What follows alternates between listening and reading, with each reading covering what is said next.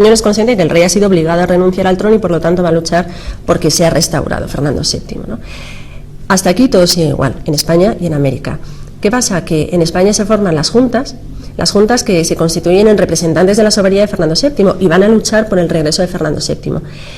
Y aquí va a ser donde se produzca la ruptura entre España y América, porque cuando después de la formación de las juntas provinciales se unifique todo el poder, la representación del poder en la Junta Central, entonces los americanos empiezan a cuestionar la soberanía de esa Junta, empiezan a cuestionar cuál es la legitimidad de esa Junta.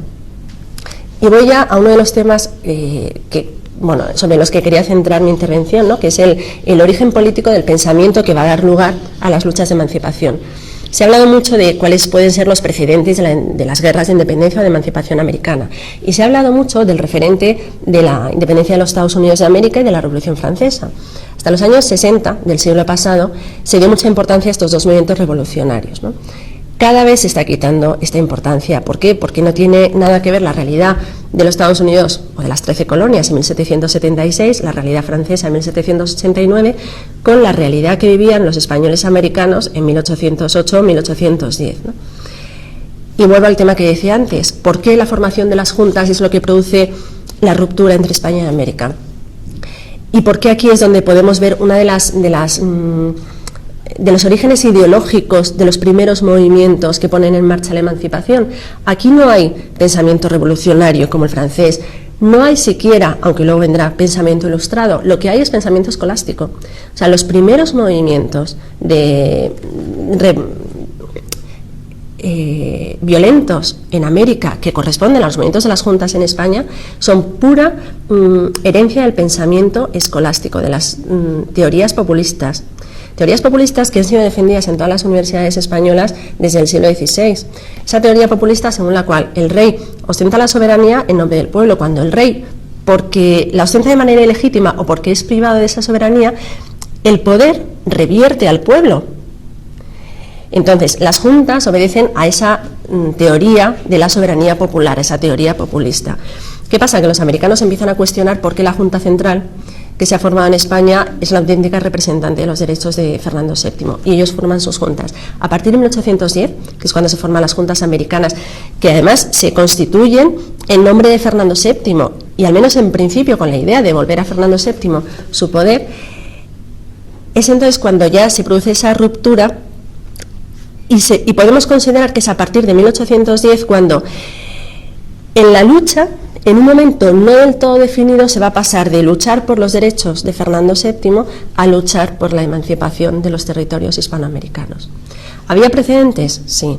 Tenemos un precedente, tenemos el caso clarísimo de un Miranda, de Bolívar. Bolívar, en su famoso juramento de Roma, después de ver la coronación de Napoleón, había jurado dedicar todas sus fuerzas a la independencia de Hispanoamérica. Pero eran voces aisladas, no era una actitud generalizada en América, ni muchísimo menos. Eran voces aisladas de queja, de protesta, de reivindicación de un mayor poder al que estaban siendo acostumbradas por la dinastía de los Borbones, que simplemente estaban, esas voces, que ya digo son minoritarias, están esperando un momento en el que del deseo se pueda pasar al hecho, y ese momento vino en 1808.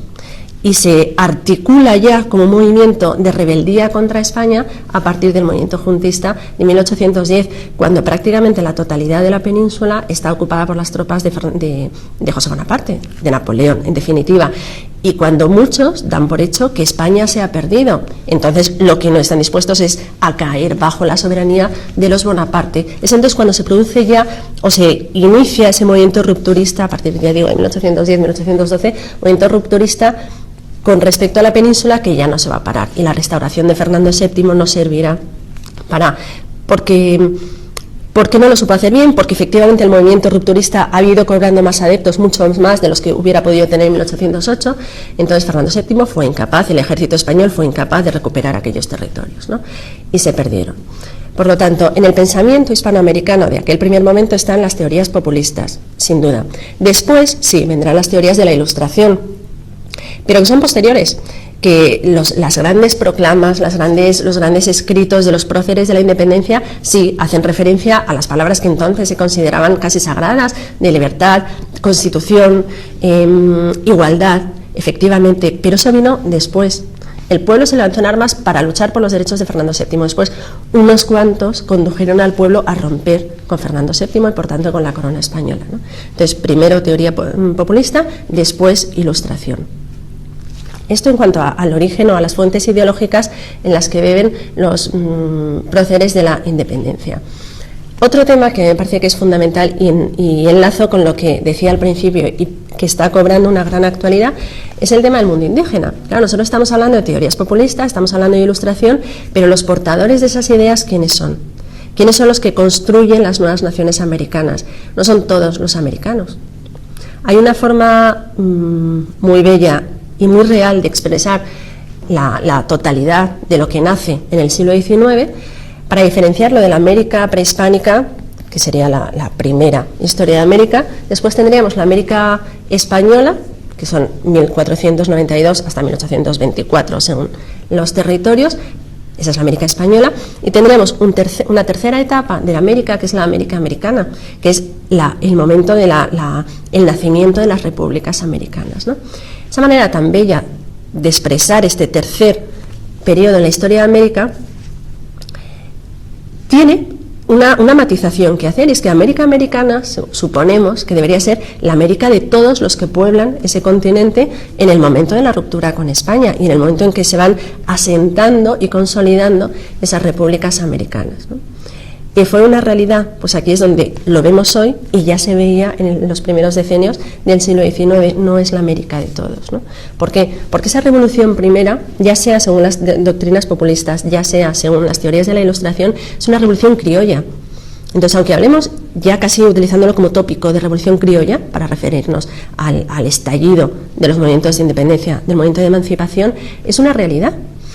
Y aquí, en las primeras décadas del siglo XIX, los americanos tuvieron la oportunidad de crear lo que efectivamente podía ser la América de todos, en la que entraran todos los habitantes del solar americano.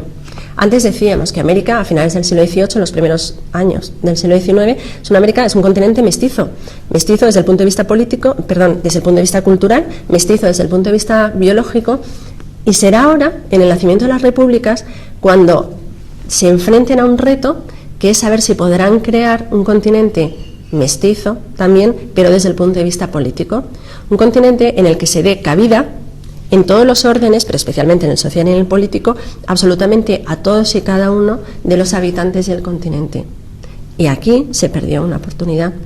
Entonces, enlazo con lo que decía al principio, esos movimientos que hoy están llegando al poder en algunos de los países de las naciones iberoamericanas, que hablan de que son los auténticos herederos del solar americano, que son los auténticos propietarios de la tierra americana, y que hacen un todo de 500 años de historia.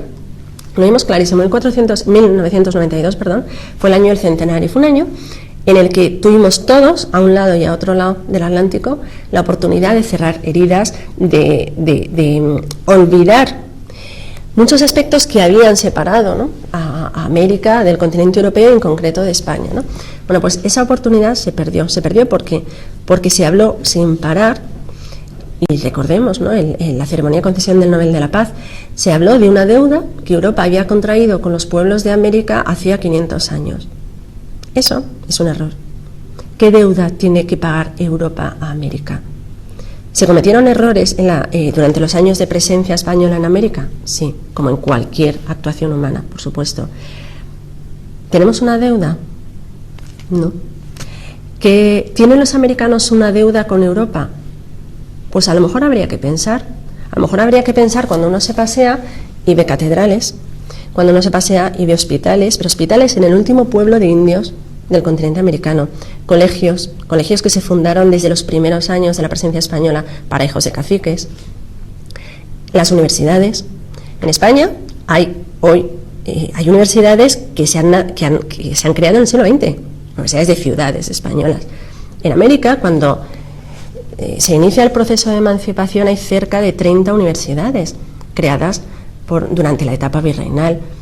Luego, no hablemos de deudas, y si hablamos de deudas, están todas perdonadas, ¿no?, si es que había que perdonar algo, ¿no? O sea, creo que lo que hay es lo que entonces llamaban el pacto colonial, y es cierto, y ese pacto se puede aunque solo se habla de ese pacto en lo político, se puede extender a todo. Es un pacto